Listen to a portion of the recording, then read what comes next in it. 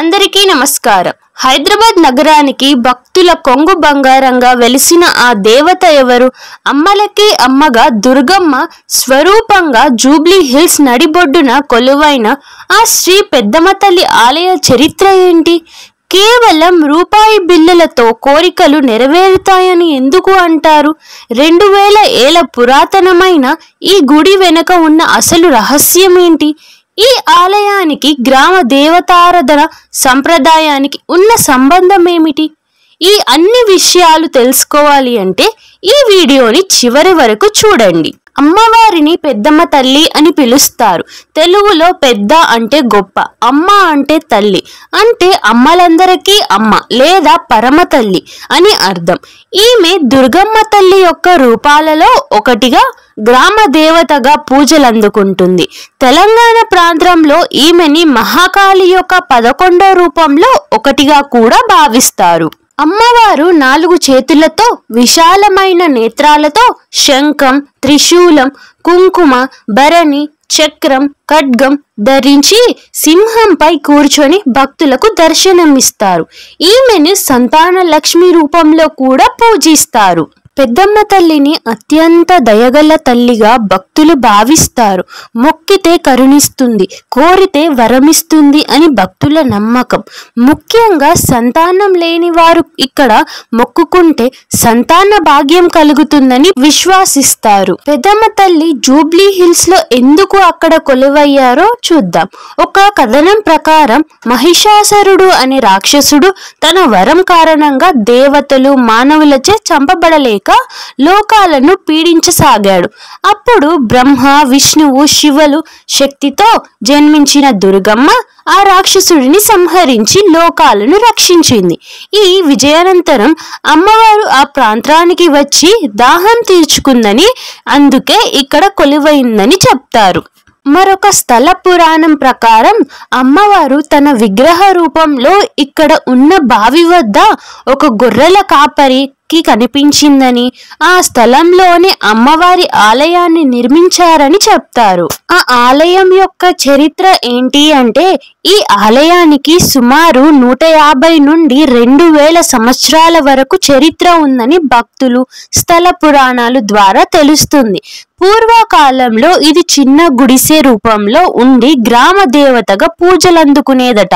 హైదరాబాద్ నగరం అభివృద్ధి చెందుతున్న సమయంలో గ్రామ దేవతగా ఉన్న అమ్మవారు అగమం శాస్త్రం ప్రకారం ప్రతిష్ఠించబడింది. 1984వ సంవత్సరంలో హంపి, విరూపాక్ష పీఠాధిపతులచే ఇక్కడ నూతన విగ్రహ ప్రతిష్టాపన జరిగింది. ఆలయానికి నేటి రూపురేఖలు ఇచ్చి దాని ప్రాచుర్యానికి పెంచింది దివంగత మాజీ మంత్రి పి. జనార్దన్ రెడ్డి. 1993వ సంవత్సరంలో ఆలయంలో రాజగోపురం నిర్మాణం జరిగింది. ఈ రాజగోపురం దక్షిణ భారతి ఆలయ నిర్మాణ శైలిలో ఉంటుంది. ప్రస్తుతం ఆలయ సముదాయంలో 5 అంతస్తుల గర్భగుడి, 7 అంతస్తుల రాజగోపురం, కళ్యాణ మండపం, వసతి గృహాలు ఉన్నాయి. జూబ్లీ హిల్స్ పెద్దమ్మ తల్లి ఆలయం ఒక శక్తి స్వరూపిణి అయిన దుర్గమ్మ తల్లి ఆలయం. సాధారణంగా గ్రామ దేవతలు ఆలయాలలో భక్తులు అమ్మవారికి నివేదనగా సమర్పించిన మాంసాహారాన్ని భుజించి ఆచారం ఉంది. ఈ ఆచారం వెనుక ఉన్న ముఖ్యమైన విషయాలు మరియు ప్రత్యేకతలు చెప్పుకుందాం. పెద్దమ్మ తల్లి గ్రామ దేవత రూపంగా పూజలు అందుకుంటారు. గ్రామ దేవతలకు పూజలలో ముఖ్యంగా తెలంగాణలో జరిగే బోనాల వంటి పండుగల సమయంలో జంతు బలి లేదా మాంసాహారాన్ని నివేదనగా సమర్పించడం అనేది శతాబ్దాలుగా వస్తున్న ఒక సాంప్రదాయం.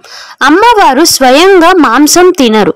భక్తులు తమ మొక్కుబడులలో భాగంగా తమకు అందించిన మేలుక కృతజ్ఞతగా అమ్మవారి ముందు జంతువులను బలి ఇచ్చి ఆ ప్రసాదాన్ని కుటుంబ సభ్యులు, బంధువులు మరియు ఇతర భక్తులతో కలిసి వండుకొని భుజిస్తారు.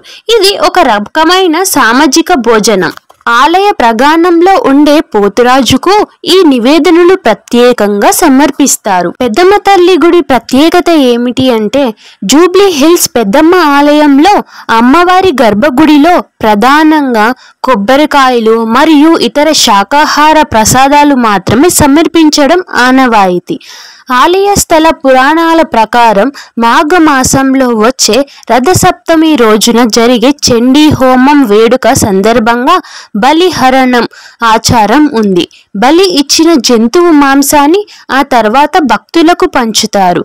ఆషాఢ మాసంలో జరిగే బోనాలు ఉత్సవాలలో ఈ ప్రాంతంలోని భక్తులు అమ్మవారికి బోనాలు మరియు జంతువు బలి నివేదనలు సమర్పించి ఆ మాంసాన్ని ప్రసాదంగా స్వీకరిస్తారు.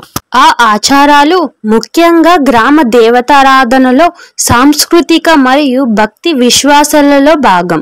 పవిత్రమైన ఆలయ ప్రాంగణంలో అమ్మవారికి నేరుగా మాంసం వండి పెట్టడం జరగదు. మొక్కుబడులలో భాగమైన బలిహరణం తర్వాత ఆ మాంసాన్ని భక్తులకు ప్రసాదంగా స్వీకరించడం అనేది ఈ శక్తి ఆరాధన సాంప్రదాయంలో భాగం. పెద్దమ్మ తల్లి ఆలయం గురించి చాలా మందికి తెలిసిన విషయాలతో పాటు అంతగా ప్రాచుర్యం పొందని కొన్ని రహస్యాలు మనం చెప్పుకుందాం. సుమారు 2.5 దశాబ్దాల క్రితం ఆలయం పెద్దగా అభివృద్ధి చెందక ముందు రాత్రి వేళలో ఆలయం చుట్టుప్రక్కల ప్రాంతంలో అమ్మవారి అడుగులు సవ్వడి వినిపించేదని భక్తులు మరియు స్థానికులు చెప్తారు. అమ్మవారు ఆ రూపంలో తిరుగుతూ ఉన్న భక్తులను కాపాడేదని వారి విశ్వాసం. ఆ తర్వాత అమ్మవారు భక్తుల కలల్లో కనిపించి ఆలయాన్ని నిర్మించమని ఆదేశించిందని కథనం. ప్రధాన గర్భగుడిలో పెద్దమ్మ తల్లి విగ్రహంతో పాటు ఆమె ఉత్సవమూర్తి కూడా కొలువై ఉంటుంది. ఈ ఉత్సవమూర్తి ముందు భాగంలో అత్యంత శక్తివంతమైన శ్రీచక్రం ప్రతిష్ఠించబడి ఈ శ్రీచక్రానికి ప్రతినిత్యం ముఖ్యంగా శుక్రవారాలలో కుంకుమార్చనలు జరుగుతాయి. ఆలయంలోని శక్తికి ఈ శ్రీచక్రం ఒక కేంద్రంగా భావిస్తారు. ఆలయానికి అద్భుతమైన వైభవాన్ని తెచ్చిన 7 అంతస్తుల రాజగోపురం. ఈ రాజగోపురంపై అనేక దేవతామూర్తులు శిల్పాలు చెక్కబడి ఉన్నప్పటికీ ప్రధానంగా అష్టాదశ హస్తాలతో సత్కరించే దేవతామూర్తి శిల్పం కూడా ప్రకారంపై ఉంటుందని చెప్తారు. చూశారు కదా, జూబ్లీ హిల్స్ పెద్దమ్మ తల్లి ఆలయం యొక్క పూర్తి చరిత్ర మరియు ఆమె గొప్ప విశిష్టత.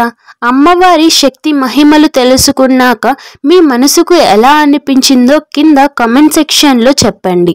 మీకు కూడా పెద్దమ్మ తల్లి ఏదైనా అద్భుతం చేసి ఉంటే ఆ అనుభవాన్ని మాతో పంచుకోండి. ఈ వీడియో మీకు నచ్చితే లైక్ చేసి నలుగురికి షేర్ చేయండి. మరెన్నో ఇలాంటి దేవాలయ రహస్యాలు, ఆసక్తికరమైన కథల కోసం వెంటనే మా ఛానల్ను సబ్స్క్రైబ్ చేసుకోండి.